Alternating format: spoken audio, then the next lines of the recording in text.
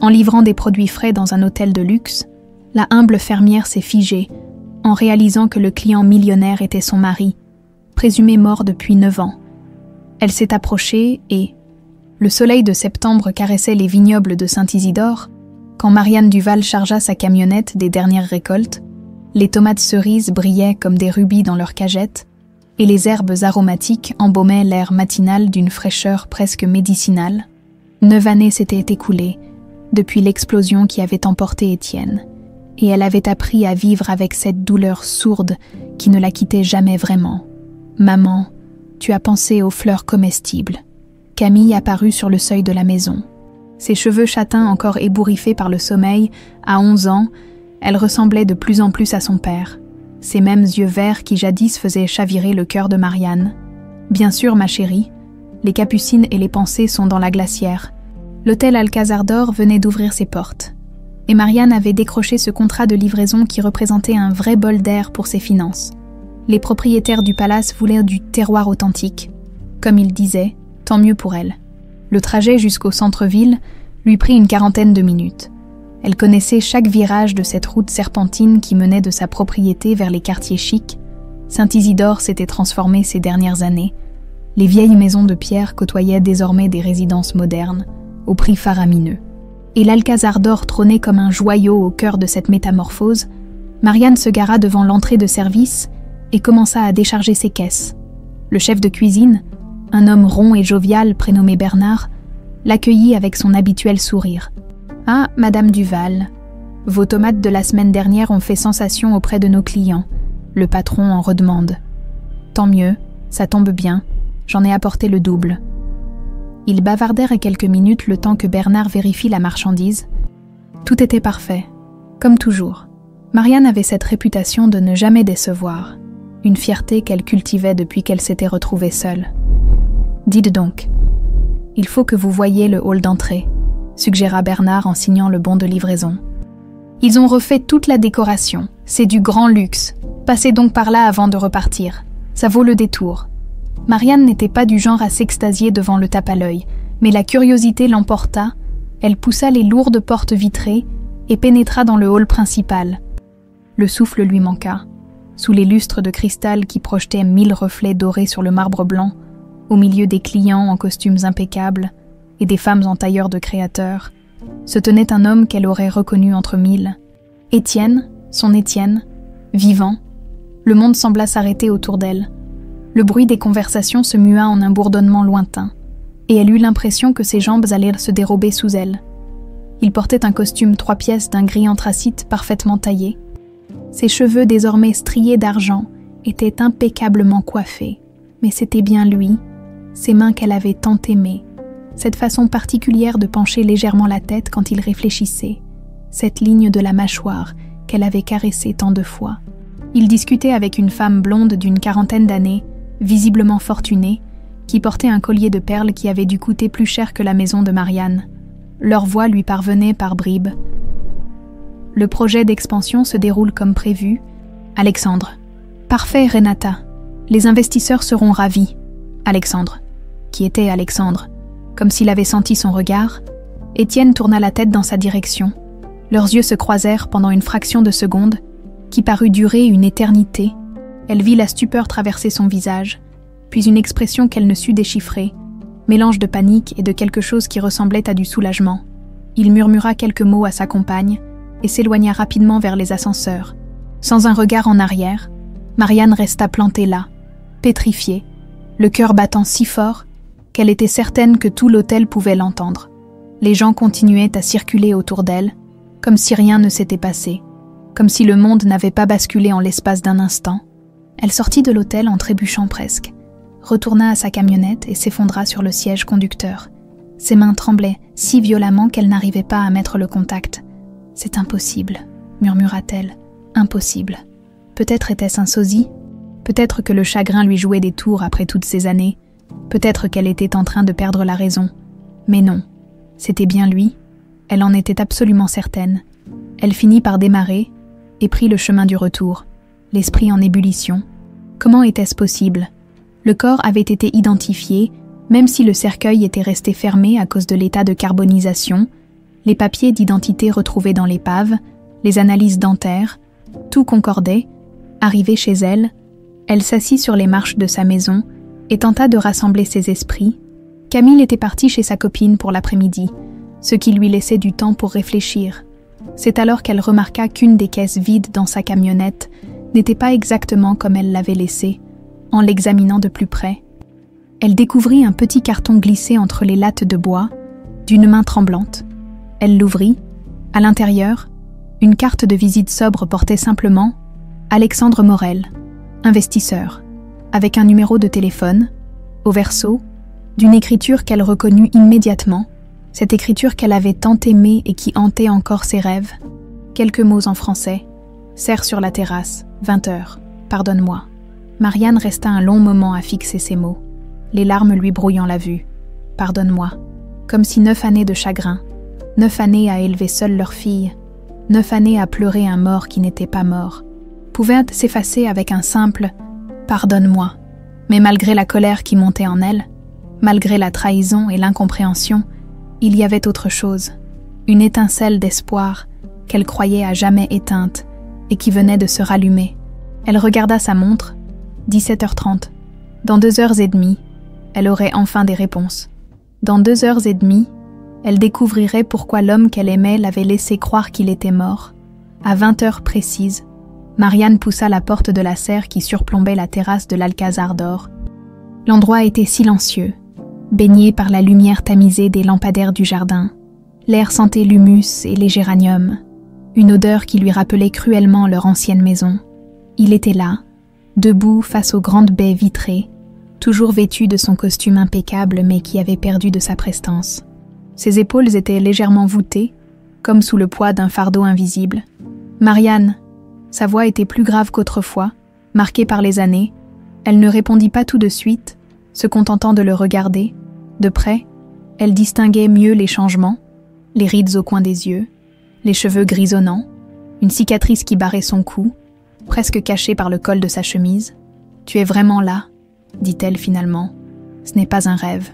Il se tourna vers elle, et elle vit dans ses yeux cette même tendresse qu'elle avait aimée, mêlée à une tristesse profonde qu'elle ne lui connaissait pas. « Je sais que tu as 1000 questions. Je sais que tu me détestes. » Te détester. Marianne laissa échapper un rire sans joie. « Je ne sais même pas par où commencer. Tu es mort. »« Étienne, mort. J'ai pleuré sur ton cercueil. Camille a grandi sans son père, et pendant tout ce temps, tu étais... Quoi ? Tu jouais les hommes d'affaires dans des palaces. » Il ferma les yeux, comme si chaque mot était un coup de poignard. « C'est plus compliqué que ça. » Plus compliqué ? Sa voix monta dans les aigus. « Ma fille me demande encore pourquoi papa n'est pas revenu. Qu'est-ce que je suis censée lui dire maintenant ? Assieds-toi, s'il te plaît. Laisse-moi t'expliquer. » Marianne resta debout, les bras croisés, sur la défensive. Mais quelque chose dans sa voix l'arrêta. Cette fêlure qu'elle entendait, cette souffrance à peine contenue. « Très bien. Explique-moi comment on peut mourir dans une explosion et ressusciter dans un hôtel de luxe. » Étienne passa une main dans ses cheveux. Un geste qu'elle lui avait vu faire 1000 fois quand il était préoccupé. « Tu te souviens de Laurent Prieur, mon associé dans l'entreprise de construction navale. » Vaguement, un type froid, tu ne l'aimais pas beaucoup. Je ne l'aimais pas. Non, et j'avais raison. Il s'approcha d'elle mais resta à distance respectueuse. En 2015, j'ai découvert par hasard qu'il utilisait notre société pour blanchir de l'argent, des sommes astronomiques. Marianne fronça les sourcils. De l'argent sale. Des millions d'euros qui transitèrent par nos comptes, officiellement pour des commandes de yachts qui n'existaient pas. Laurent avait monté un système parfaitement huilé avec des complices haut placés. Pourquoi tu ne l'as pas dénoncé ? Le visage d'Étienne se durcit. J'ai essayé, j'ai réuni des preuves, j'ai contacté la police financière, mais Laurent avait des protections très puissantes. Il déboutonna sa chemise et écarta le col, révélant une cicatrice qui serpentait de son oreille à sa clavicule. 3 jours après avoir porté plainte, j'ai reçu la visite de 2 hommes.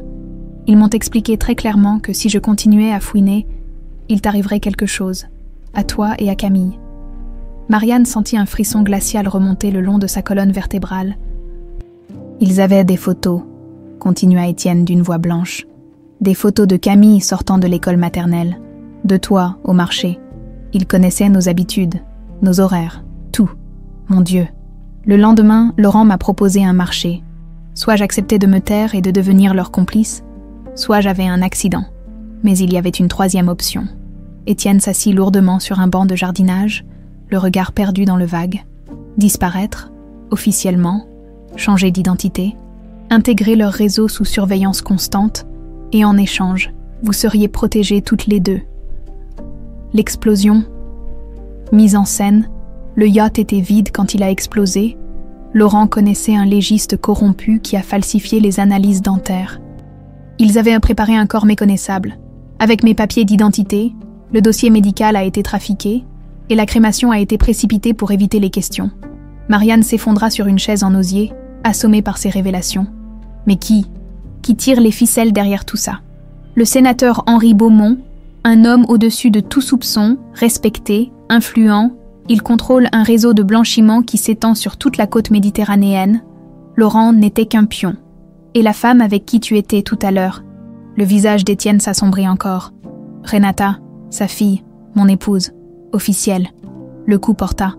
Marianne eut l'impression qu'on venait de lui arracher le cœur. Tu es mariée, pas par choix. Il se leva d'un bond, la voix vibrante d'émotion. C'était une condition non négociable.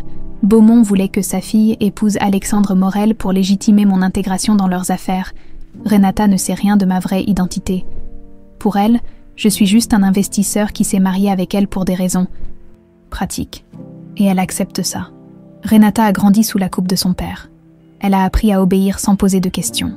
Notre mariage est un arrangement. Nous faisons chambre à part. Nous nous parlons à peine. Elle sait que j'aime quelqu'un d'autre. Mais elle ne pose pas de questions. Marianne se leva et fit quelques pas vers la fenêtre, essayant de digérer toutes ces informations. 9 ans, Étienne. 9 ans où j'ai cru que tu étais mort. 9 ans où ta fille a grandi sans père. Tu crois que ça a été facile pour moi? Sa voix se brisa. Tu crois que j'ai eu une seconde de bonheur depuis que j'ai été obligée de vous abandonner? Chaque matin, je me réveille en pensant à toi, à Camille. Chaque soir, je m'endors avec vos visages dans la tête. Il s'approcha d'elle, les yeux brillants de larmes contenues. J'ai survécu en me disant que c'était temporaire, que je trouverais un moyen de rassembler assez de preuves pour faire tomber Beaumont et récupérer ma vie, ma vraie vie, avec vous. Marianne le regarda longuement. Cet homme brisé qu'elle avait devant elle, était-il encore l'Étienne qu'elle avait aimé? Ou était-il devenu Alexandre Morel pour de bon? Et maintenant? Qu'est-ce qui se passe maintenant? Maintenant, je ne sais pas. Ils vont se douter de quelque chose quand ils apprendront que tu livres à l'hôtel. Ils ont des yeux partout. Une détermination nouvelle s'empara de Marianne. La colère laissait place à autre chose, une soif de justice, de vérité.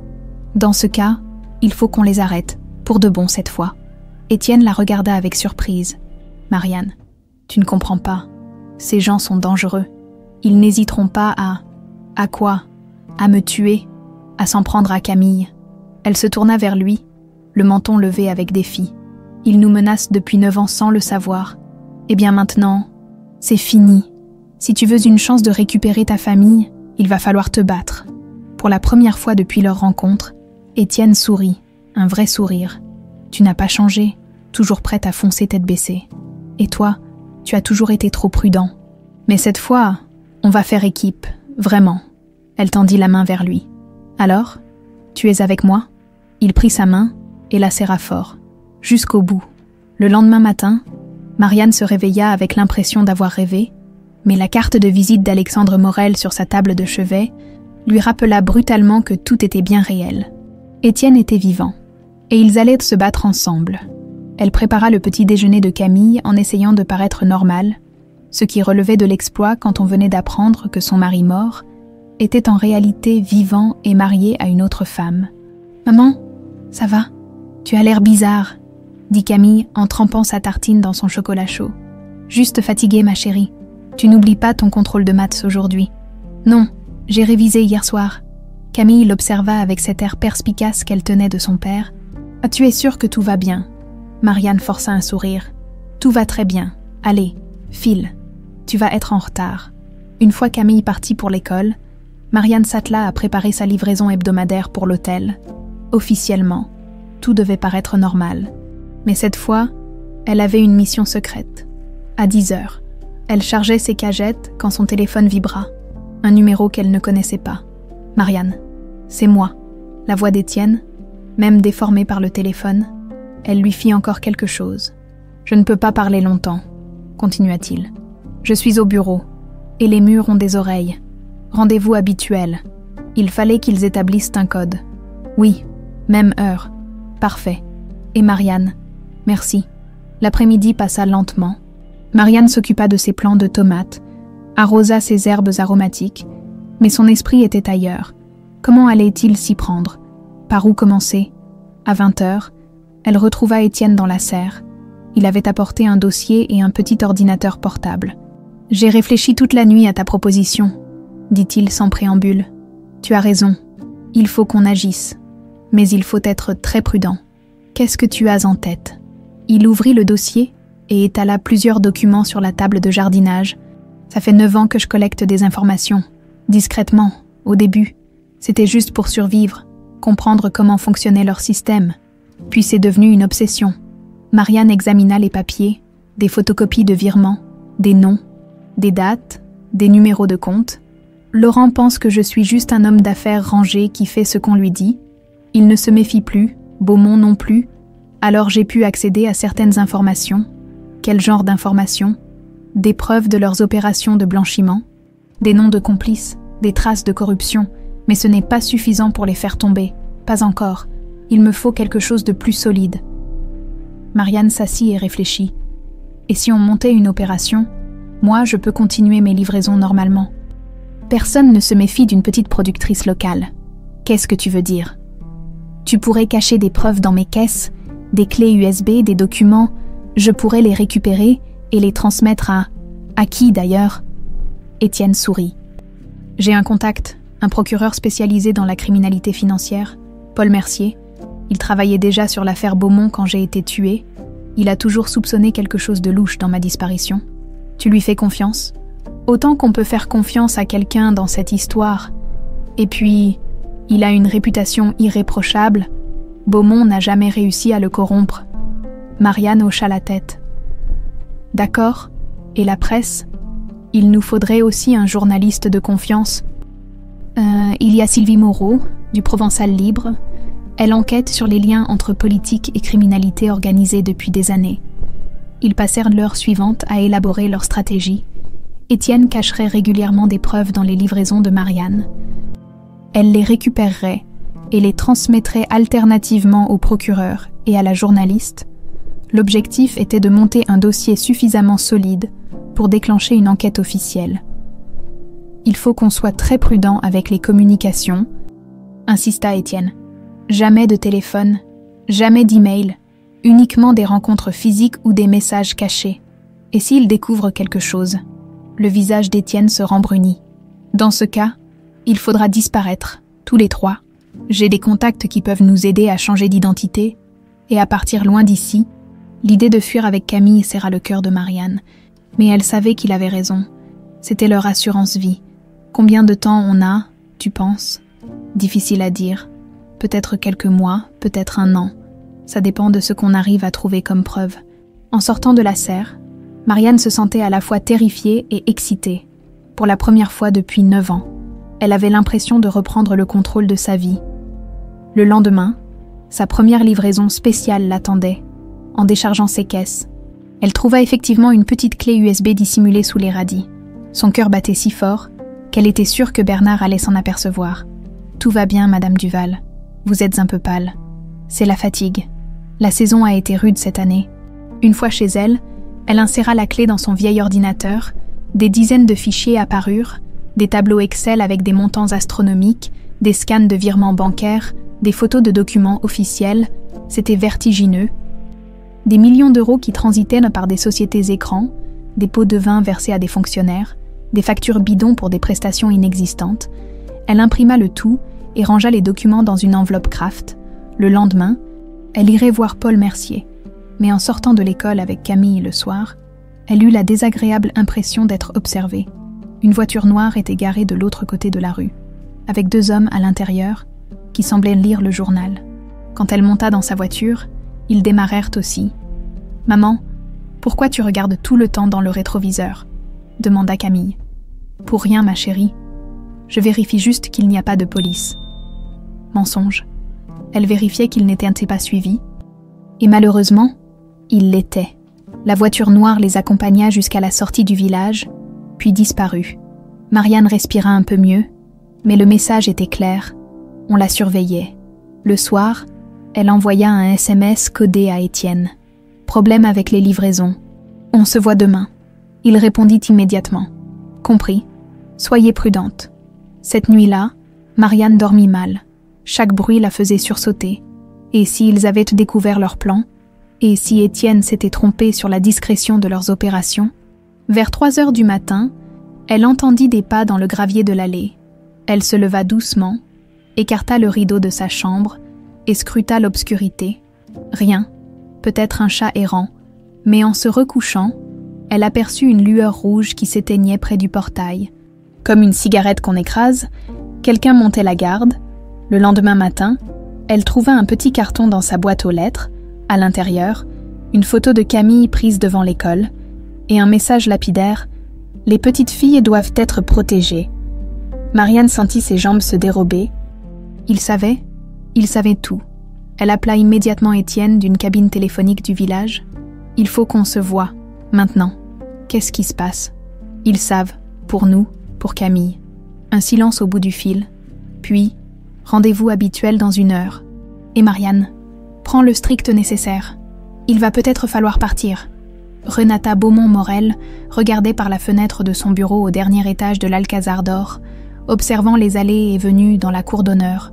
Depuis 3 jours, quelque chose la tracassait. Cette femme qui livrait les légumes, il y avait eu un instant, dans le hall, où elle avait surpris le regard qu'Alexandre avait posé sur elle, un regard qu'il n'avait jamais eu pour elle, en 3 ans de mariage. Elle prit son téléphone et composa le numéro de Marcel. Le chef de la sécurité, Marcel, j'aimerais avoir des informations sur notre fournisseur de légumes. Marianne Duval, discrètement. Bien, madame. Quelque chose en particulier? Juste. Son background, sa situation familiale, ce genre de choses. Renata raccrocha et retourna à ses dossiers. Mais elle n'arrivait pas à se concentrer.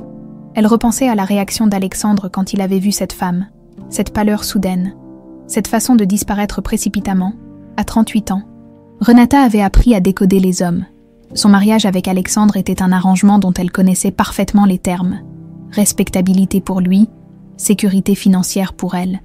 Mais elle n'était pas dupe. Elle savait qu'il y avait une autre femme dans sa vie, quelqu'un qu'il aimait vraiment. Elle ne l'avait jamais questionné là-dessus. Pourquoi l'aurait-elle fait?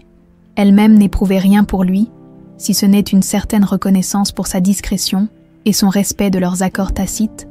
Renata était née dans une cage dorée, élevée pour être l'épouse parfaite d'un homme d'influence. Son père, le sénateur Henri Beaumont, lui avait inculqué dès l'enfance que l'obéissance était la plus haute vertu féminine, qu'une fille bien née ne posait pas de questions, ne créait pas de vagues et souriait en toutes circonstances. Mais Renata avait toujours eu l'œil pour les détails. C'était peut-être pour ça que son père l'avait placée à la direction de l'hôtel, officiellement pour l'occuper, officieusement pour surveiller les affaires de la famille. 1 heure plus tard, Marcel frappait à sa porte. « J'ai les informations que vous m'avez demandées, madame. » Il posa un dossier sur son bureau. Renata l'ouvrit et parcourut les premières pages. Marianne Duval, 34 ans, veuve. Son mari Étienne Vallier est mort dans un accident de bateau en 2015. Elle élève seule sa fille Camille, 11 ans, propriétaire d'une petite exploitation agricole à Saint-Isidore, revenu modeste mais régulier, aucun antécédent judiciaire. Renata s'arrêta sur une photo. Marianne Duval était belle, d'une beauté naturelle qui contrastait avec l'artifice auquel elle était habituée dans son milieu, des cheveux châtains aux reflets dorés, des yeux verts expressifs, un sourire franc, le genre de femme qu'un homme pouvait aimer sincèrement. Autre chose d'intéressant, demanda-t-elle.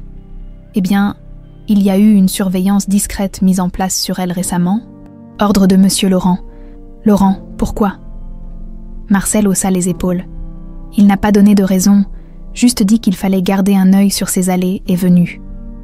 Renata sentit un frisson d'inquiétude. Laurent Prieur était l'associé de son père dans certaines affaires qu'elle préférait ignorer, un homme froid et calculateur qui ne faisait jamais rien sans raison. « Merci, Marcel. Ce sera tout. » Une fois seule, Renata réfléchit. Si Laurent s'intéressait à Marianne Duval, c'est que cette femme représentait une menace, ou du moins, une variable imprévisible dans leurs affaires. Et si Alexandre était impliqué d'une manière ou d'une autre, elle décida d'agir, pas pour protéger son mari. Leur relation n'avait rien de sentimental. Mais parce qu'elle commençait à en avoir assez d'être tenue à l'écart de tout, son père et Laurent la traitaient comme une potiche décorative, utile pour donner le change, mais jamais consultée sur rien d'important. Il était temps que ça change. Le lendemain, elle convoqua l'équipe marketing de l'hôtel. « J'ai une idée pour un nouveau projet », annonça-t-elle. « Un programme de mise en valeur des producteurs locaux. Nous allons créer un événement mensuel, Gastronomie authentique de Provence. » Son assistant, Thomas, prit des notes avec enthousiasme. « L'idée est de mettre nos fournisseurs sous les projecteurs, » continua Renata. « Nous inviterons nos clients à rencontrer les producteurs, à découvrir leurs méthodes, leurs produits. Cela donnera une image plus humaine et plus responsable à l'établissement. » Excellente idée, madame. Nous commençons par qui? Par Marianne Duval, notre fournisseur de légumes et herbes aromatiques. Nous organiserons une soirée spéciale en son honneur le mois prochain. Thomas nota consciencieusement. Faut-il en informer Monsieur Morel? Naturellement, je vais lui en parler moi-même. Mais Renata avait d'autres plans. Elle voulait d'abord comprendre ce qui se tramait avant d'alerter qui que ce soit. Le soir même, elle resta tard au bureau pour examiner les comptes de l'hôtel.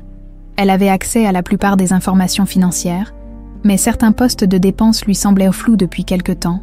En épluchant les factures, elle tomba sur des virements vers des sociétés qu'elle ne connaissait pas, des montants importants, justifiés par des prestations de conseil ou de maintenance spécialisées. Intriguée, elle nota les noms de ces sociétés et fit quelques recherches sur Internet. Ce qu'elle découvrit la glaça. La plupart de ces entreprises n'avaient pas d'existence réelle, pas de site web, pas d'adresse physique identifiable, pas d'employés référencés, des sociétés écrans. Renata se laissa tomber dans son fauteuil. Assommée par cette révélation, son père et Laurent utilisaient l'hôtel pour blanchir de l'argent, et elle, naïvement, elle avait cru qu'ils se contentèrent de gérer un établissement de luxe. Elle repensa au conseil de son père. « Ne pose pas de questions, Renata. Contente-toi de sourire et de faire ton travail. » Il l'avait maintenue dans l'ignorance pour la protéger.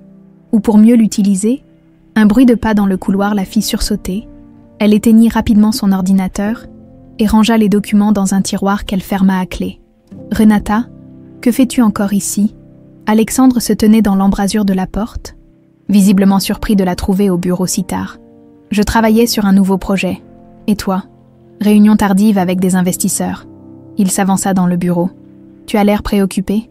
Pour la première fois depuis leur mariage, Renata eut envie de lui parler franchement, de lui avouer ses découvertes, ses soupçons, ses peurs. « Alexandre, est-ce que tu penses qu'on peut vraiment faire confiance à mon père ?» Et à Laurent? Il la regarda avec attention, comme s'il cherchait à deviner ce qui motivait cette question soudaine. « Pourquoi me demandes-tu ça? J'ai découvert des choses dans les comptes de l'hôtel, des virements vers des sociétés qui n'existent pas vraiment. » Alexandre resta silencieux un long moment. Renata vit passer plusieurs expressions sur son visage. Surprise, inquiétude, puis une sorte de résolution. « Renata, écoute-moi bien. Il y a des choses que tu ne dois pas chercher à comprendre, pour ton bien. Tu es au courant, alors? Oui, en partie. Et tu trouves ça normal? Je trouve ça dangereux d'en parler, même entre nous. » Renata hocha lentement la tête. Ainsi, Alexandre était complice, ou du moins, il était au courant et se taisait. « Cette Marianne Duval, dit-elle soudain, elle a un rapport avec tout ça. » Alexandre tressaillit imperceptiblement. Mais Renata le remarqua. « Pourquoi cette question?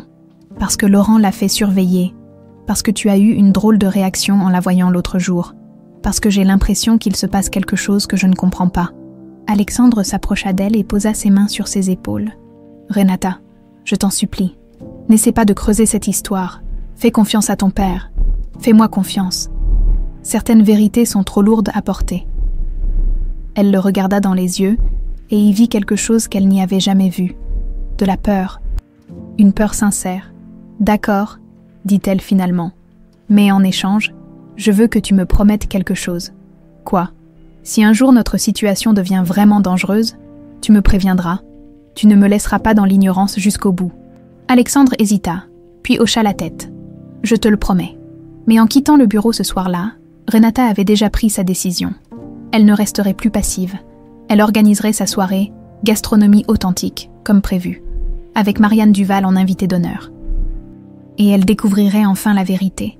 Quitte à bousculer l'ordre établi par son père, dimanche matin, le soleil filtrait à travers les lattes du hangar de séchage, projetant des rayures dorées sur les herbes suspendues. Marianne avait donné rendez-vous à Étienne dans ce lieu qu'elle considérait comme le cœur de sa propriété. C'était là qu'elle transformait sa récolte, là qu'elle avait pleuré Étienne après sa mort, là qu'elle avait appris à Camille à reconnaître les plantes. Aujourd'hui, c'était là qu'Étienne allait rencontrer sa fille pour la première fois depuis 9 ans. « Tu es sûr que c'est une bonne idée ?» demanda-t-il pour la 10e fois, arpentant nerveusement l'espace entre les tables de séchage.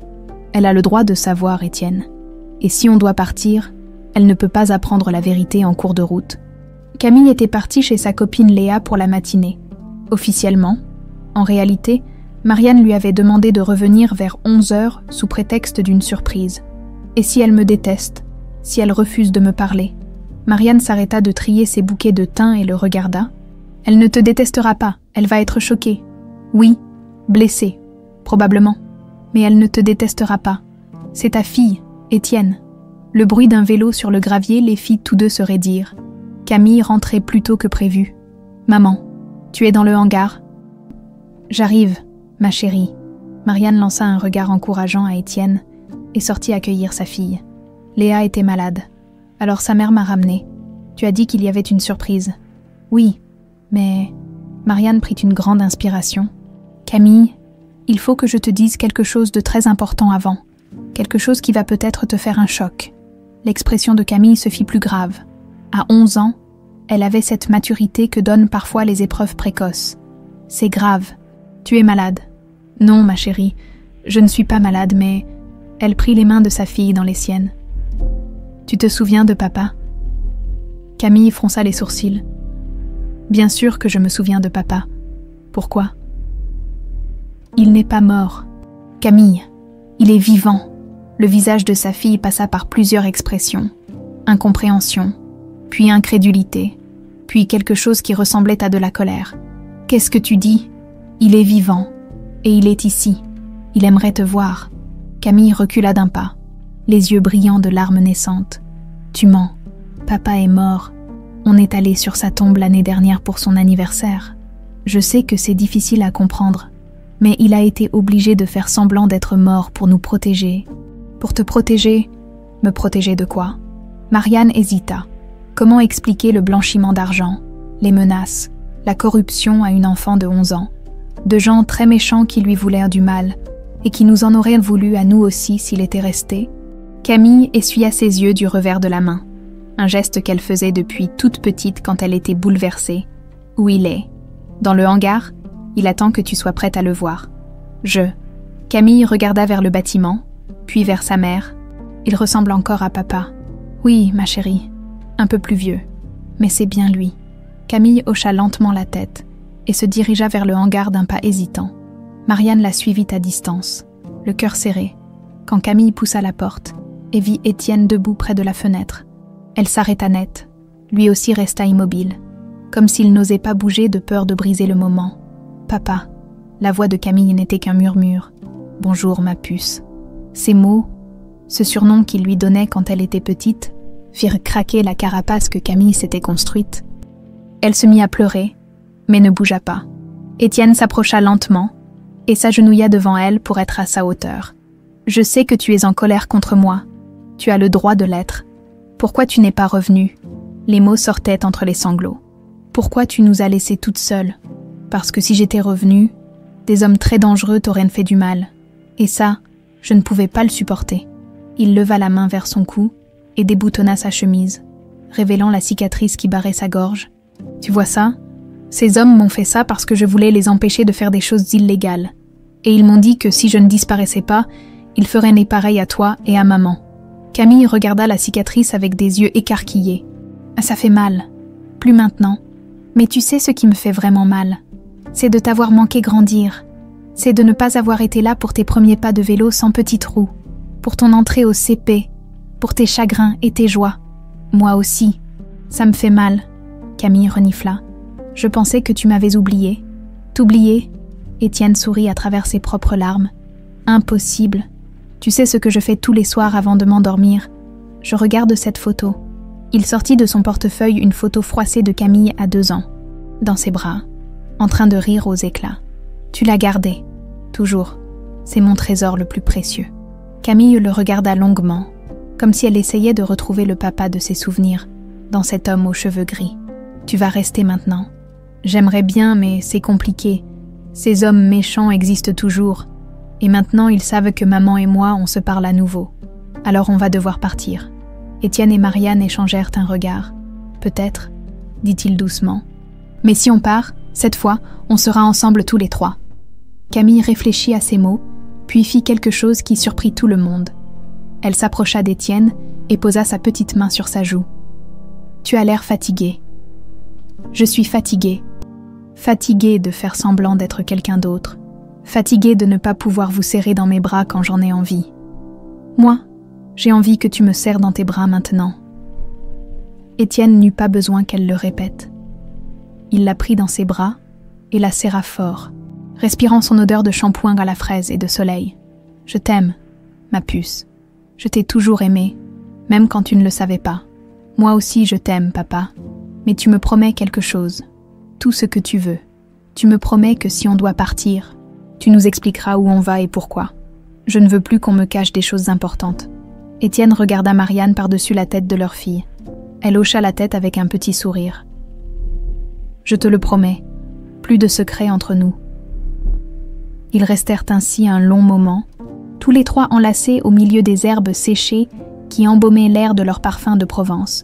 Mais leur bulle de bonheur fut interrompue par le bruit d'une voiture qui remontait l'allée. Marianne se tendit immédiatement. « Tu attendais quelqu'un » demanda Étienne. « Personne. » Il se dirigea vers la fenêtre et jeta un coup d'œil dehors. Une voiture noire, 2 hommes à l'intérieur. Les mêmes que l'autre jour. Possible.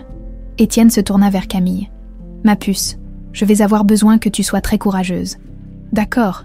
Il faut que tu ailles dans ta chambre et que tu prépares un petit sac avec tes affaires les plus importantes, juste au cas où. » Camille hocha la tête, soudain très sérieuse. « Je peux prendre Monsieur Lapin. » « Bien sûr. » Elle embrassa son père sur la joue et se dirigea vers la maison en courant.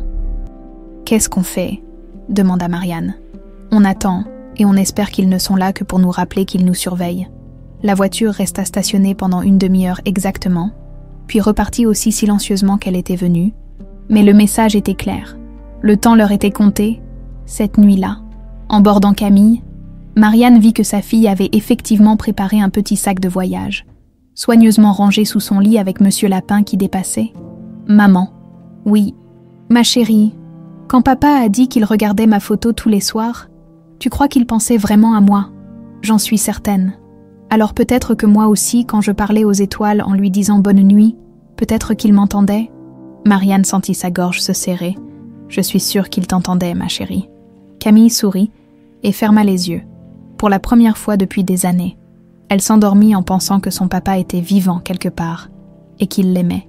L'invitation était arrivée par courrier 3 jours plus tôt, sur papier crème épais avec l'entête dorée de l'Alcazar d'or. Programme gastronomie authentique de Provence. Soirée d'honneur pour Madame Marianne Duval, productrice locale d'exception. Marianne avait lu et relu cette invitation avec un mélange d'incrédulité et d'appréhension. Pourquoi Renata Beaumont-Morel voulait-elle soudain la mettre sous les projecteurs ? C'est un piège, avait dit Étienne lors de leur rencontre clandestine dans la serre. Renata soupçonne quelque chose. Ou alors elle veut juste donner une bonne image à l'hôtel avec du marketing local. Renata ne fait jamais rien par hasard. Son père l'a dressée pour ça. Malgré les avertissements d'Étienne, Marianne avait décidé d'accepter l'invitation. Refuser aurait paru suspect. Et puis, quelque chose lui disait qu'il fallait jouer le jeu jusqu'au bout. Ce soir-là, l'Alcazar d'or brillait de 1000 feux. Les jardins étaient illuminés de guirlandes dorées et un tapis rouge menait de l'entrée au salon principal. Marianne se sentait complètement déplacée dans sa robe noire simple, la seule tenue convenable qu'elle possédait, au milieu de tous ses invités en tenue de soirée. Madame Duval. Renata s'approcha d'elle avec un sourire parfait, vêtue d'une robe de soie bleue qui avait dû coûter plus cher que le salaire annuel de Marianne. « Je suis si heureuse que vous ayez pu venir. Merci de m'avoir invitée, c'est impressionnant. Vous le méritez. Vos produits font sensation auprès de notre clientèle. Venez, laissez-moi vous présenter à nos invités. Renata la guida à travers la foule, s'arrêtant devant chaque groupe pour présenter notre talentueuse productrice locale. Marianne souriait et répondait poliment aux questions, mais elle cherchait constamment Étienne du regard.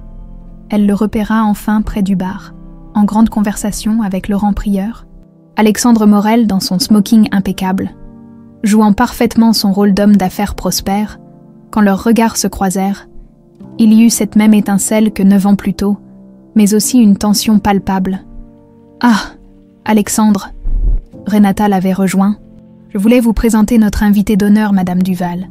Voici mon mari, Alexandre Morel. Enchantée, Madame Duval. » Étienne lui tendit la main avec un sourire de pure politesse. « J'ai entendu beaucoup de bien de vos produits. Tout le plaisir est pour moi. Monsieur Morel. » Le contact de sa main, même bref, même fin, fit battre le cœur de Marianne plus fort. Mais elle remarqua autre chose, la façon dont Renata les observait, comme si elle cherchait à déceler quelque chose dans leur réaction. « Chérie, il faut que tu goûtes les canapés aux herbes de Madame Duval. Bernard a fait des merveilles avec ses produits. » Laurent Prieur s'approcha à son tour, un verre de champagne à la main et ce sourire froid que Marianne commençait à reconnaître. « Madame Duval, n'est-ce pas, j'ai cru comprendre que vous livriez ici régulièrement. » « En effet, monsieur. Prieur, Laurent Prieur, associé de monsieur Morel dans plusieurs affaires. » Marianne sentit un frisson désagréable. Cet homme dégageait quelque chose de menaçant malgré ses manières polies. « Dites-moi, reprit Laurent, vous habitez seul avec votre fille, n'est-ce pas? Ce doit être difficile de gérer une exploitation agricole sans aide masculine. » La menace était subtile, mais claire.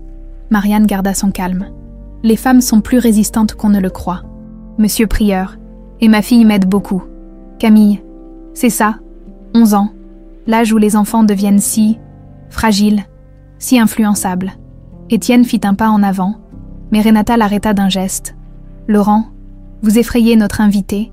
Venez plutôt voir le buffet, Madame Duval. Notre chef a préparé un menu entièrement basé sur vos produits. En s'éloignant de Laurent, Marianne entendit Étienne murmurer quelque chose à l'oreille de Renata. Elle vit l'expression de cette dernière changer, devenir plus grave. La soirée se poursuivit dans une atmosphère de plus en plus tendue. Le sénateur Henri Beaumont était arrivé vers 22h, accueilli comme un roi par tous les invités. C'était un homme imposant d'une 60aine d'années. Aux cheveux argentés parfaitement coiffés et au regard perçant, il portait un smoking avec une aisance naturelle et dégageait cette autorité que donnent des décennies de pouvoir. Ah, la fameuse Madame Duval. Il s'approcha d'elle avec un sourire qui n'atteignait pas ses yeux. « Renata m'a beaucoup parlé de vous, une femme courageuse, à ce qu'il paraît, qui élève seule sa fille après la tragique disparition de son mari. En effet, sénateur, Étienne Vallier, c'est bien ça, mort dans cette terrible explosion de yacht, une tragédie, mais heureusement, la vie continue, n'est-ce pas? Et parfois, elle nous réserve de belles surprises. » Il y avait quelque chose dans sa façon de prononcer le nom d'Étienne qui glaça Marianne, comme s'il savourait chaque syllabe. Les surprises ne sont pas toujours bonnes. « Sénateur, détrompez-vous, ma chère. Moi, j'aime les surprises, surtout quand elles permettent de remettre les choses à leur place. » À cet instant, Renata apparut entre eux. « Papa, vous monopolisez notre invitée, Madame Duval. J'aimerais vous montrer quelque chose. En privé, si possible. » Elles s'éloignèrent vers une terrasse moins fréquentée. Renata semblait nerveuse, ce qui contrastait avec son assurance habituelle. « Madame Duval, Marianne, je peux vous appeler Marianne. Bien sûr, il faut que je vous dise quelque chose. Cette soirée, ce n'était pas vraiment pour vous mettre à l'honneur. » Marianne sentit son estomac se nouer. « Que voulez-vous dire ? » « Je voulais vous observer, comprendre pourquoi mon mari réagit bizarrement quand il vous voit. Pourquoi Laurent vous fait surveiller? Pourquoi mon père connaît le nom de votre défunt mari? Et qu'avez-vous découvert? » Renata la regarda droit dans les yeux. « Que vous êtes en danger, que nous sommes toutes en danger. » Elle sortit de son sac une petite clé dorée. « Coffre 27, au sous-sol de l'hôtel, couloir des archives. Vous voulez la vérité, vous la trouverez là-dedans. Pourquoi faites-vous ça? parce que j'en ai assez d'être une marionnette, parce que j'ai découvert des choses sur mon père et Laurent que je n'aurais jamais dû découvrir, et parce que... Elle hésita, parce que je pense qu'Alexandre vous aime vraiment, et que vous l'aimez aussi. Marianne prit la clé, les mains tremblantes. « Soyez très prudente », ajouta Renata. « Mon père n'est pas l'homme respectable qu'il prétend être. Et s'il découvre que je vous ai aidé, que se passera-t-il ? Je ne sais pas, mais rien de bon. » Elles retournèrent à la soirée, chacune jouant son rôle. Mais Marianne avait maintenant une mission, à minuit, quand la plupart des invités seraient partis. Elle descendrait au sous-sol, en traversant le salon. Elle croisa à nouveau le regard d'Étienne. Cette fois, elle lui fit un signe discret vers la terrasse. Il comprit et s'éclipsa quelques minutes plus tard. « Qu'est-ce qui se passe ? Renata m'a donné ça. » Elle lui montra la clé. « Coffre 27, au sous-sol. » Elle dit que la vérité est là-dedans. Étienne examina la clé. « C'est un piège. Ça ne peut être qu'un piège. Ou alors c'est notre chance. Notre seule chance d'avoir enfin assez de preuves pour faire tomber ton beau-père. Marianne, non, c'est trop dangereux. Plus dangereux que de rester dans l'ignorance. Plus dangereux que de laisser ces gens continuer à nous menacer. » Elle lui prit la main. « Étienne, j'y vais, avec ou sans toi, mais je préférerais avec. » Il la regarda longuement, puis soupira. « D'accord, mais on fait ça ensemble, et on se prépare au pire. » À minuit 15, ils descendirent discrètement au sous-sol de l'hôtel. Le couloir des archives était faiblement éclairé, et leurs pas résonnaient sur le carrelage. Le coffre 27 se trouvait au fond. Derrière une porte marquée « Réservée au personnel », la clé tourna sans difficulté. À l'intérieur, un dossier épais les attendait, des documents, des photos, des enregistrements audio sur des clés USB. Marianne ouvrit le premier document et eut le souffle coupé. C'était un rapport détaillé sur la fausse mort d'Étienne, avec des photos du légiste corrompu, des copies des faux rapports d'autopsie, et surtout, des reçus de paiement signés de la main d'Henri Beaumont. « Mon Dieu !» murmura Étienne. Renata avait tout. Depuis le début, elle savait tout. Pas seulement sur toi, regarde ça. Marianne lui tendit une autre liasse de documents, des relevés bancaires, des virements vers des comptes offshore, des contrats avec des sociétés écrans. C'est un réseau tentaculaire, dit-elle, des millions d'euros blanchis chaque année. Soudain, des pas résonnèrent dans le couloir. Ils se figèrent. « Quelqu'un arrive » chuchota Étienne. « Il faut partir. Maintenant. » Ils refermèrent le coffre, emportant le dossier, et se dirigèrent vers la sortie de secours. Mais quand ils poussèrent à la porte, Laurent Prieur les attendait, accompagné de 2 hommes en costume. « Bonsoir Alexandre. Ou devrais-je dire, Étienne. » Le piège venait de se refermer. « Bonsoir Alexandre. Ou devrais-je dire, Étienne. » Le sang de Marianne se figea dans ses veines. Laurent Prieur se tenait devant eux, flanqué de ses 2 hommes de main, bloquant leur seule issue. Son sourire froid était plus terrifiant que n'importe quelle menace directe. « Laurent, je peux tout expliquer », commença Étienne en serrant instinctivement le dossier contre lui. « Oh, mais je n'ai pas besoin d'explications !» Laurent fit un pas en avant. « 9 ans que tu joues parfaitement ton rôle d'Alexandre Morel, 9 ans que tu nous es utile, et voilà que tu recommences à fouiner. Vraiment décevant !» Marianne chercha désespérément une autre sortie du regard. Mais ils étaient pris au piège dans ce couloir aveugle. « La question, » continua Laurent, « c'est « qu'est-ce qu'on fait de vous maintenant ?» Étienne a déjà mort une fois. Peut-être qu'il est temps que ce soit définitif cette fois. « Laissez Marianne en dehors de ça, » dit Étienne en se plaçant devant elle. « Elle ne sait rien. Vraiment ?» Laurent ricana. « Alors pourquoi fouille-t-elle dans nos affaires ? Pourquoi Renata lui a-t-elle donné la clé de ce coffre ?» Marianne sentit son cœur s'arrêter. « Renata, vous l'avez... Renata va bien pour l'instant, mais elle a fait une grosse erreur en vous aidant. Une erreur qui va lui coûter cher. » C'est à cet instant que des bruits de pas précipités résonnèrent dans l'escalier, des voix autoritaires, des ordres criés. « Police, personne ne bouge. » Laurent pâlit et jura entre ses dents. « Comment ont-ils » Des agents en gilet pare-balles firent irruption dans le couloir, armes au poing, à leur tête, un homme d'une 50aine d'années, au regard déterminé, procureur Paul Mercier. « Monsieur Prieur, vous êtes en état d'arrestation pour blanchiment d'argent, corruption et complicité de faux en écriture publique. » Les hommes de Laurent tentèrent de résister. Mais ils furent rapidement maîtrisés. Laurent, lui, restait figé. Incrédule. « C'est impossible. Nous avons des protections, le sénateur. Le sénateur Beaumont est également en cours d'arrestation à cette minute même. Nous avons des mandats de perquisition pour l'hôtel et tous ses biens. » Marianne et Étienne échangèrent un regard stupéfait. Comment la police avait-elle pu arriver si vite? Et surtout, comment avait-elle su où les trouver? Le procureur Mercier s'approcha d'eux. « Madame Duval, monsieur, Vallier, je présume, nous avons reçu un appel anonyme nous indiquant votre présence ici, ainsi qu'un dossier complet sur les activités de ce réseau. Un appel anonyme. Une femme, elle nous a aussi indiqué l'emplacement de ce coffre et nous a fourni des copies de tous les documents qu'il contenait. » Étienne réalisa soudain. « Renata, elle a tout planifié. Madame Beaumont-Morel a effectivement coopéré avec notre enquête. Elle nous observait depuis plusieurs mois déjà quand elle nous a contactés la semaine dernière. Elle savait, depuis le début. Elle soupçonnait beaucoup de choses. Vos retrouvailles ont simplement été le déclencheur qui l'a poussée à agir. » Marianne sentit ses jambes flageoler. Tout s'écroulait autour d'eux, mais d'une façon qu'elle n'avait jamais imaginée. Et maintenant, qu'est-ce qui va nous arriver?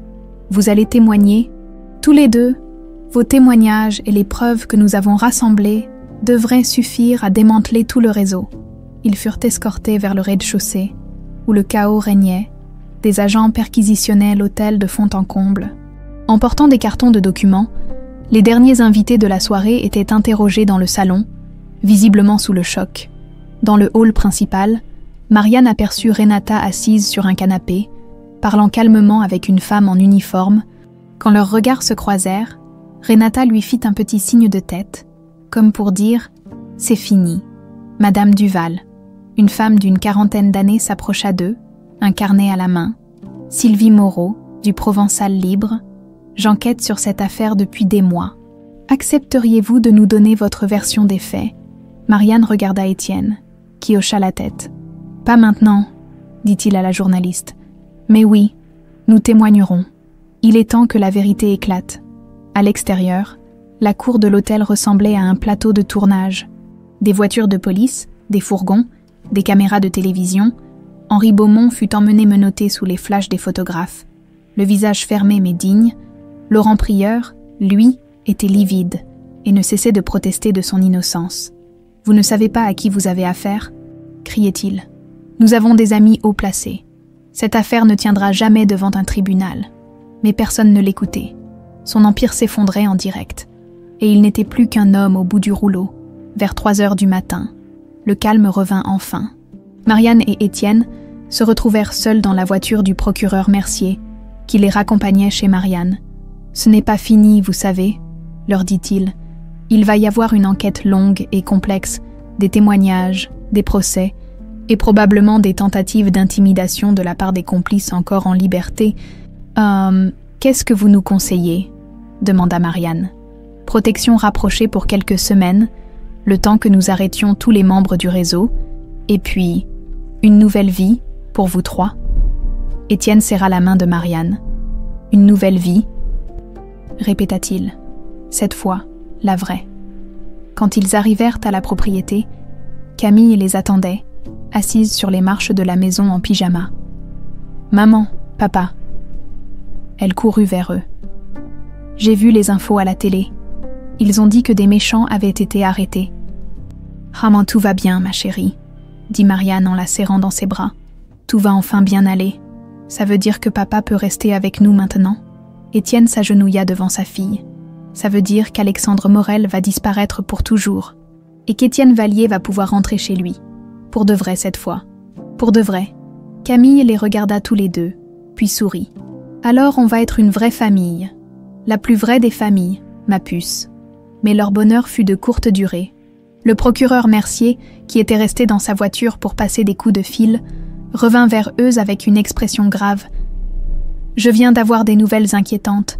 Henri Beaumont a été libéré sous caution il y a 1 heure. » « Comment est-ce possible ? » « Ah, il a des avocats très efficaces et des appuis politiques. Il ne restera pas longtemps dehors, mais il va chercher à se venger. C'est probable. Je vais faire venir une équipe de protection dès ce matin. En attendant, ne sortez pas de chez vous. » Cette nuit-là, ils ne dormirent pas beaucoup. Étienne monta la garde à tour de rôle avec Marianne, surveillant les alentours par les fenêtres. Au petit matin, Camille les trouva endormis sur le canapé du salon, serrés l'un contre l'autre. « Maman, papa, il faut vous réveiller. » Marianne ouvrit les yeux péniblement. « Qu'est-ce qu'il y a, ma chérie ? Il y a une dame à la porte. Elle dit qu'elle s'appelle Renata et qu'elle doit vous parler d'urgence. » Étienne et Marianne se regardèrent. « Renata, ici. » Ils trouvèrent effectivement Renata sur le pas de la porte, les traits tirés, les cheveux défaits, visiblement épuisés. « Il faut que je vous prévienne, » dit-elle sans préambule. « Mon père, il a des hommes. Ils ne sont pas tous tombés hier soir. Et il sait où vous habitez. Combien de temps on a ? Pas longtemps, peut-être quelques heures. Il faut que vous partiez. Maintenant. » Étienne prit une décision rapide. « Marianne, prends le strict nécessaire. Camille aussi. On part dans 10 minutes. » « Où on va ? Loin d'ici, très loin. » En aidant Camille à faire son sac, Marianne réalisa qu'une page de leur vie venait de se tourner définitivement. La vérité était enfin sortie, mais elle avait un prix. Et ce prix, c'était leur tranquillité. Peut-être pour toujours, 10 minutes plus tard, ils étaient dans la voiture de Renata, fonçant sur les routes sinueuses qui menaient vers la côte. Camille, encore ensommeillée, serrait Monsieur Lapin contre elle, tandis que Marianne et Étienne scrutaient constamment les rétroviseurs. « Où est-ce qu'on va ?» demanda Marianne. « Un endroit sûr, » répondit Renata sans quitter la route des yeux. « Une maison que mon père ne connaît pas. » Ils roulèrent en silence pendant 1 heure, jusqu'à ce que Renata s'arrête devant une villa moderne perchée sur une falaise. Face à la Méditerranée, la vue était à couper le souffle, mais personne n'était d'humeur à l'admirer. « C'est chez mon ex-petite amie », expliqua Renata en sortant une clé de son sac. « Thomas, il est en voyage d'affaires à Londres pour 3 semaines. » Une fois à l'intérieur, ils purent enfin souffler. Camille s'endormit sur le canapé du salon, épuisée par cette nuit mouvementée. « Renata, » dit Étienne, « il faut que vous nous expliquiez. Depuis quand saviez-vous qui j'étais vraiment ?» Renata s'assit en face d'eux, les traits tirés par la fatigue et l'émotion. « Depuis le début, ou presque. Comment ? Mon père n'est pas aussi discret qu'il le croit. J'ai grandi dans cette maison. J'ai appris à écouter aux portes, à déchiffrer ses humeurs. Quand Alexandre Morel est apparu dans notre vie, j'ai tout de suite su qu'il y avait quelque chose qui clochait. » Elle se leva et se dirigea vers la baie vitrée. Un homme qui accepte d'épouser la fille d'un sénateur sans la connaître, qui fait chambre à part dès le premier jour, qui a toujours l'air ailleurs, ce n'était pas normal. « Pourquoi vous n'avez rien dit ? » « Parce que j'avais peur et puis, au fond, ça m'arrangeait. Notre mariage me donnait un statut, une liberté relative, et vous ne me faisiez pas de mal. » Marianne l'observait, essayant de comprendre cette femme complexe. « Mais qu'est-ce qui vous a poussé à agir maintenant ?»« Vous, » Renata se tourna vers elle. « Quand je vous ai vu dans le hall de l'hôtel, j'ai compris. La façon dont Étienne vous regardait, j'ai enfin compris pourquoi il était si malheureux. Et vous avez découvert les documents du coffre comment ? J'ai commencé à fouiller il y a 6 mois. Mon père garde tout, par prudence ou par orgueil. Il avait un double de tous les dossiers compromettants dans ce coffre, y compris celui sur la fausse mort d'Étienne. » Étienne secoua la tête, incrédule. « Vous auriez pu tous nous faire arrêter. J'y ai pensé, mais ensuite, j'ai réalisé que j'étais complice, moi aussi, passivement, mais complice quand même. Alors j'ai préféré attendre le bon moment. Et hier soir était le bon moment. Hier soir, Laurent devenait trop imprudent. Il parlait de solution définitive pour vous deux. Je ne pouvais pas laisser faire ça. » Marianne sentit un frisson d'effroi. « Solution définitive. Qu'est-ce qui va vous arriver maintenant ?» demanda-t-elle. « Je ne sais pas. Mon père ne me pardonnera jamais cette trahison. Mais au moins, je pourrais me regarder dans une glace. » Vers midi, le téléphone de Renata sonna. C'était le procureur Mercier. « Madame Beaumont-Morel, j'ai de bonnes nouvelles. Nous venons d'arrêter les derniers complices d'Henri Beaumont. Il n'y a plus de danger immédiat. » Renata mit le haut-parleur pour que tout le monde entende. « Et mon père, il sera maintenu en détention préventive. Ses avocats ont beau s'agiter. Les preuves sont accablantes. Il ne sortira pas de sitôt. » Un soulagement immense envahit Marianne. Enfin, ils étaient libres. « Procureur, » dit Étienne, « qu'est-ce que ça signifie pour moi ? Officiellement, je suis mort depuis 9 ans. Nous allons arranger ça. Votre résurrection va faire quelques vagues administratives. Mais c'est gérable. En quelques semaines. » Étienne Vallier existera à nouveau légalement, et le mariage d'Alexandre Morel avec Renata, annulé pour bigamie et usurpation d'identité, Madame Beaumont-Morel retrouvera son nom de jeune fille. Après avoir raccroché, ils restèrent silencieux un moment, assimilant la nouvelle. C'était vraiment fini. Maman, papa, Camille venait de se réveiller. On peut rentrer à la maison maintenant. Oui, ma chérie, dit Marianne en la serrant dans ses bras. On peut rentrer à la maison. Le voyage de retour se fit dans une ambiance étrange. Mélange d'euphorie et d'épuisement, Renata les accompagna jusqu'à leur propriété, puis resta un moment sur le pas de la porte. « Je vais rester à la villa quelque temps, le temps de voir comment les choses évoluent, » dit-elle. « Renata, » dit Marianne, « je ne sais pas comment vous remercier. Ne me remerciez pas. J'ai juste fait ce que j'aurais dû faire depuis longtemps. » Elle embrassa Camille sur le front et serra brièvement la main d'Étienne. « Soyez heureux. Vous le méritez. » Une fois seuls, ils s'installèrent dans le jardin, profitant du soleil de l'après-midi. Camille jouait avec ses poupées, insouciante, comme si rien ne s'était passé. « Tu réalises, » dit Marianne, « dans quelques semaines, tu seras officiellement revenu d'entre les morts. » J'ai l'impression de revivre pour la première fois depuis 9 ans. Ils parlèrent de l'avenir, de leurs projets. Étienne voulait reprendre son ancien métier d'architecte naval. Mais cette fois, en toute légalité, Marianne continuerait son exploitation. Peut-être en l'agrandissant. « Et on se mariera ?» demanda Camille en levant les yeux de ses jouets. « Tu aimerais ça ?» dit Étienne. « Oh oui, comme ça, tu seras vraiment mon papa pour toujours. » Marianne et Étienne échangèrent un regard complice. « Dans ce cas, » dit Étienne en s'agenouillant devant Marianne, « Marianne Duval, veux-tu épouser Étienne Vallier? C'est la 2e fois que tu me demandes en mariage, » dit-elle en riant aux larmes. « Et ma réponse est la même, oui. » Camille applaudit. Ravis, le soir, ils regardèrent les informations télévisées. L'affaire Beaumont faisait la une de tous les journaux. Sylvie Moreau, la journaliste du Provençal Libre, avait réalisé un reportage complet sur le réseau de blanchiment. L'homme que vous voyez là, disait-elle en montrant une photo d'Étienne, était officiellement mort depuis 2015.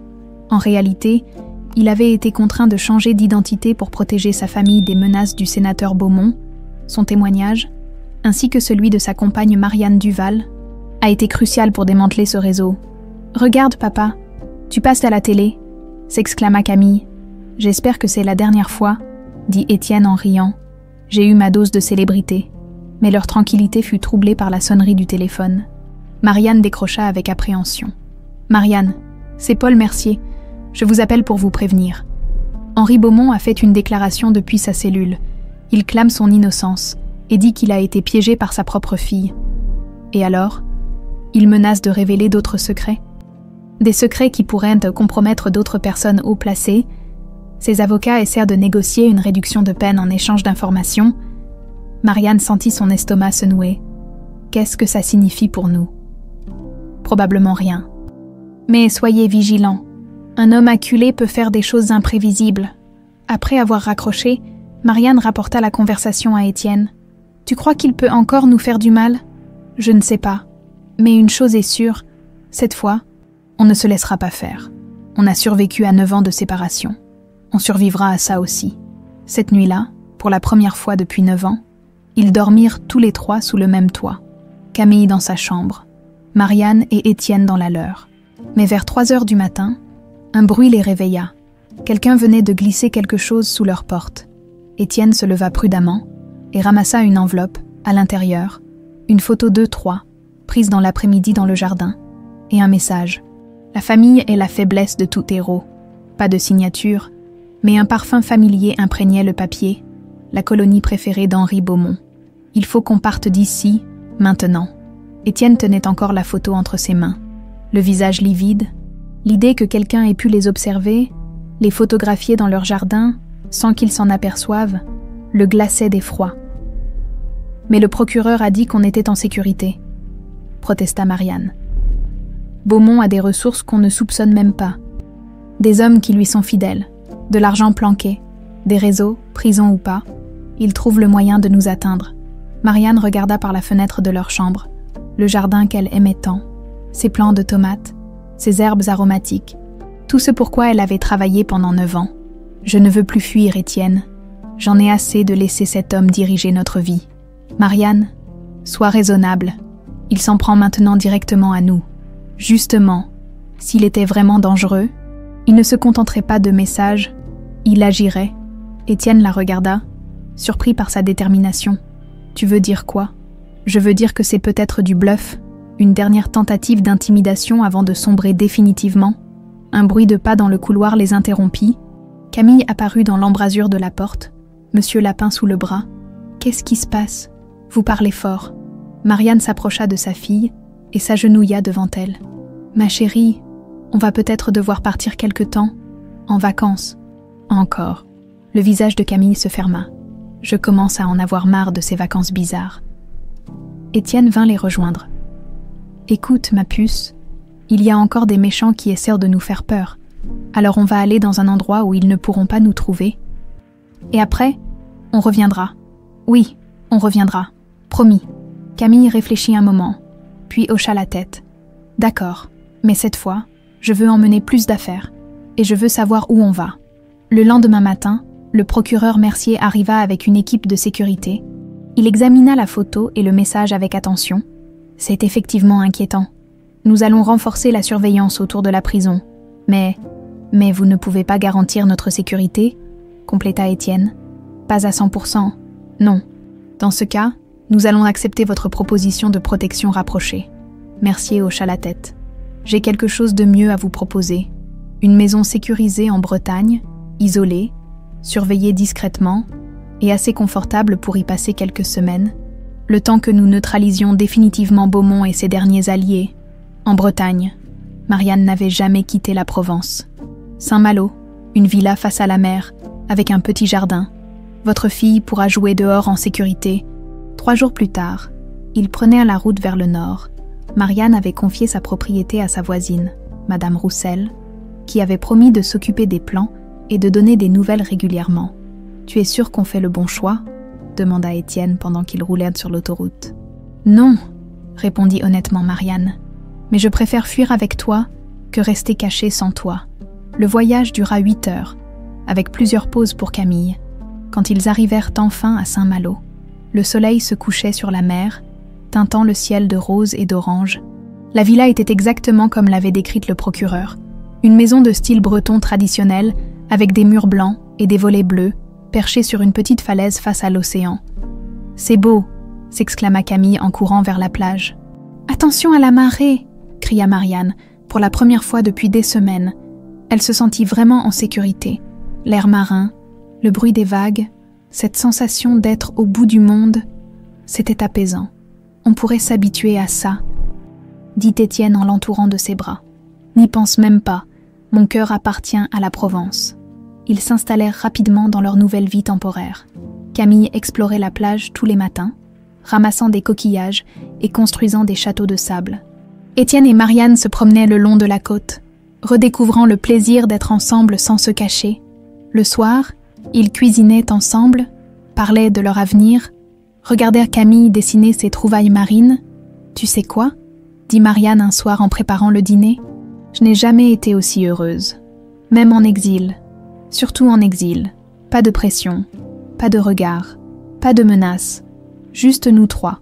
C'est ce soir-là qu'Étienne remarqua le petit paquet dans la boîte aux lettres. Un colis sans expéditeur. Adressé à la famille Vallier, son sang se glaça. Personne ne savait qu'ils étaient ici, à part le procureur et ses hommes. Marianne, appelle Mercier, tout de suite. Elle comprit à son ton que quelque chose n'allait pas. Qu'est-ce qu'il y a ? Quelqu'un sait qu'on est ici. Pendant qu'elle téléphonait, Étienne examina le paquet sans l'ouvrir, trop léger pour être dangereux. Mais sa simple présence était terrifiante. « Il arrive », dit Marianne en raccrochant, avec une équipe de démineurs. « Maman, papa », Camille sortit de sa chambre. « Pourquoi vous chuchotez ? On a reçu un colis, ma puce. Mais on préfère être prudent avant de l'ouvrir. C'est peut-être un cadeau. Peut-être. » 1 heure plus tard, l'équipe de démineurs confirma que le paquet ne contenait rien de dangereux. À l'intérieur, ils trouvèrent une petite boîte en bois contenant des graines de tournesol et un message « Pour votre nouveau jardin, avec toute l'affection d'une grand-mère. » Marianne fronça les sourcils. « Une grand-mère ? Mais ma mère est morte il y a 5 ans ?» Étienne examina les graines de plus près. « Attends, Ces graines, elles viennent d'où? De ma propriété. Maman m'avait donné ces graines de tournesol avant de mourir. Je les garde dans une boîte sur mon bureau. Alors quelqu'un est entré chez toi, quelqu'un qui connaît l'histoire de ta famille. Le procureur Mercier, arrivé entre-temps, examina le message. C'est une écriture de femme, dit-il, âgée, probablement. Vous pensez à qui? Demanda Marianne. Nous surveillons tous les proches de Beaumont. Mais il a peut-être des alliés qu'on ne connaît pas, des gens qui lui sont redevables. Cette nuit-là, ils ne dormirent pas beaucoup. Étienne montait la garde, scrutant la plage et les alentours. Vers 3 heures du matin, Marianne le rejoignit sur la terrasse. « Tu as vu quelque chose ?»« Non, mais j'ai réfléchi, ces graines. »« Quoi? Ta mère te les avait données pour quelle raison ?» Marianne se souvint. Elle disait que les tournesols suivent toujours la lumière, que même dans les moments les plus sombres, il faut garder espoir et se tourner vers ce qui nous fait du bien.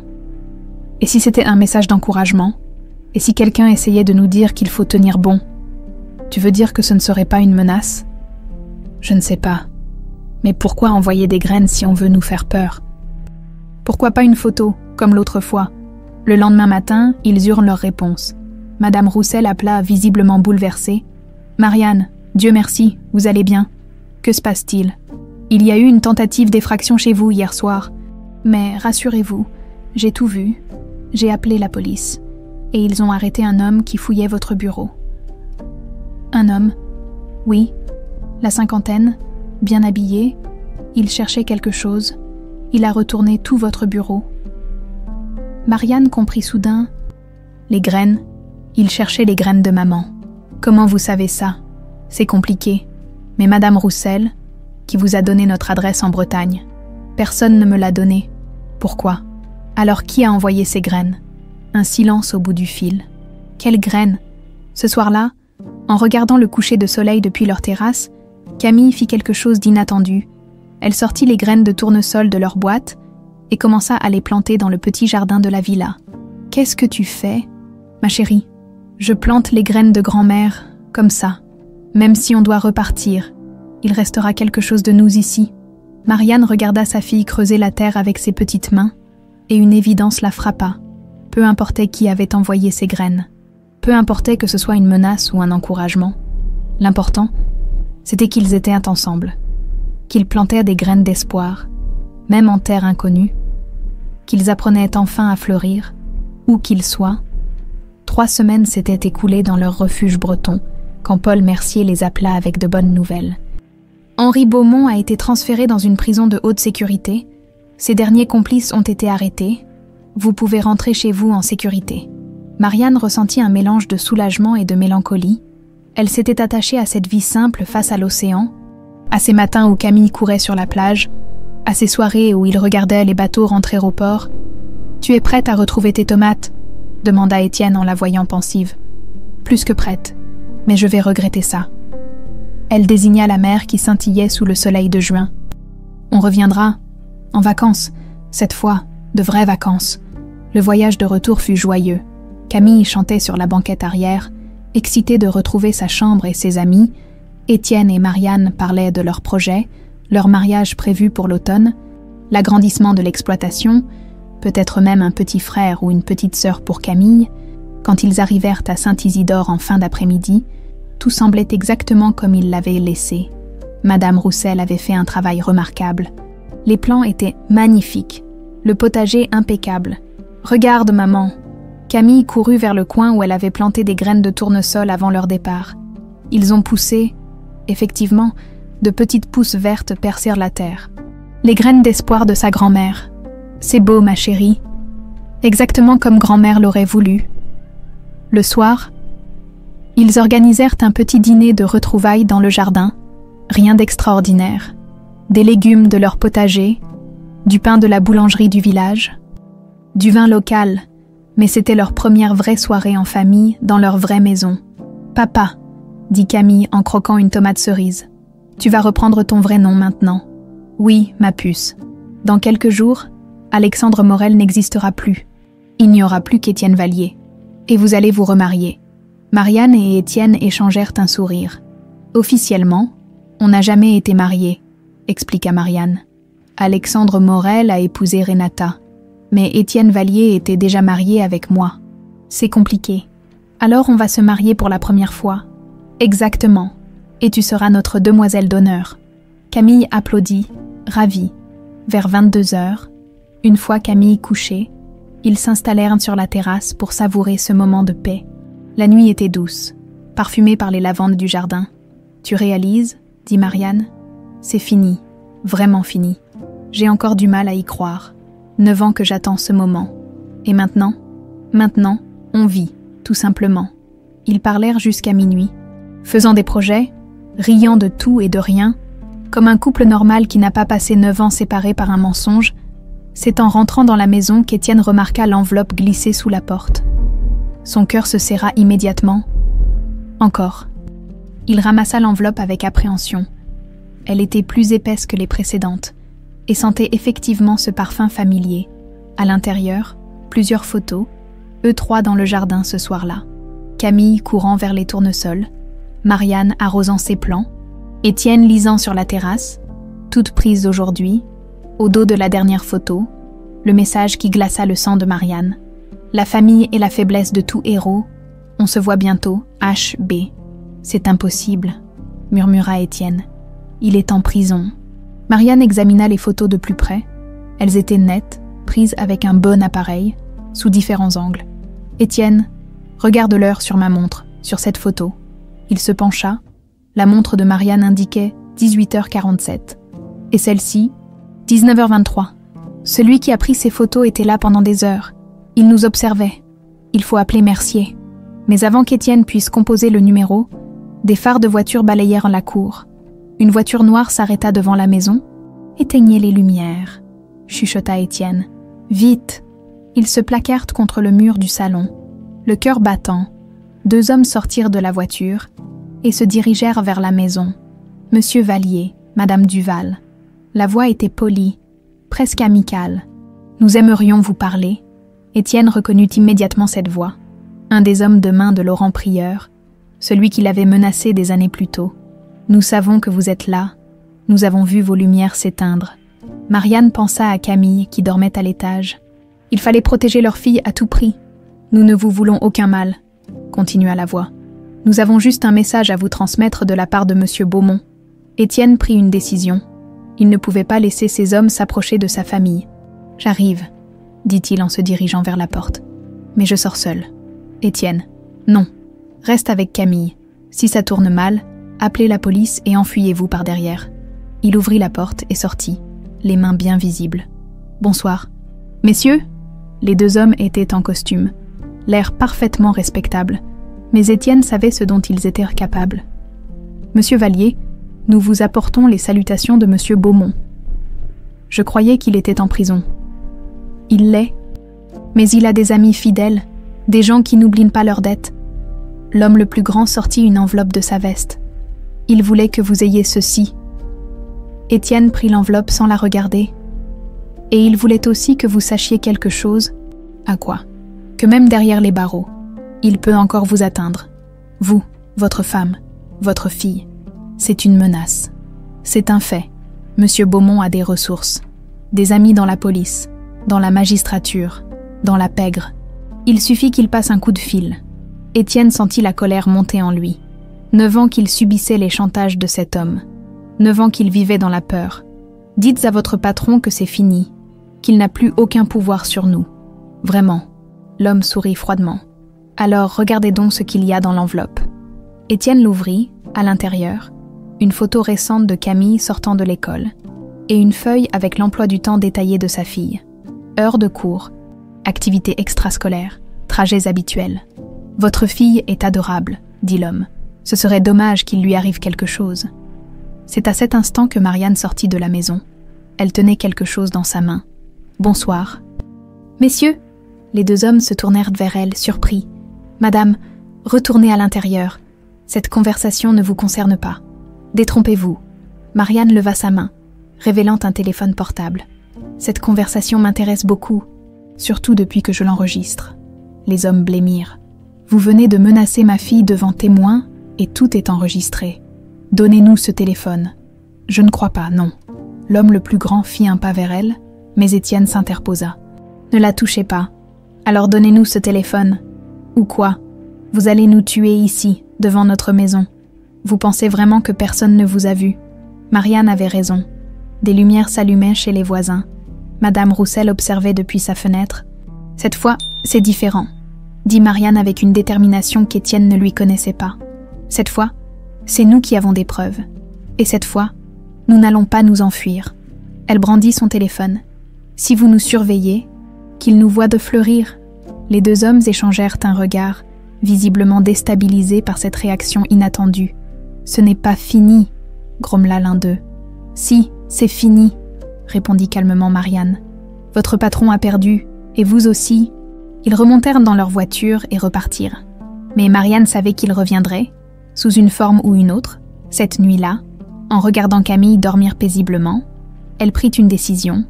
Demain, elle planterait d'autres graines de tournesol, partout dans le jardin, pour que quiconque les observerait comprenne le message.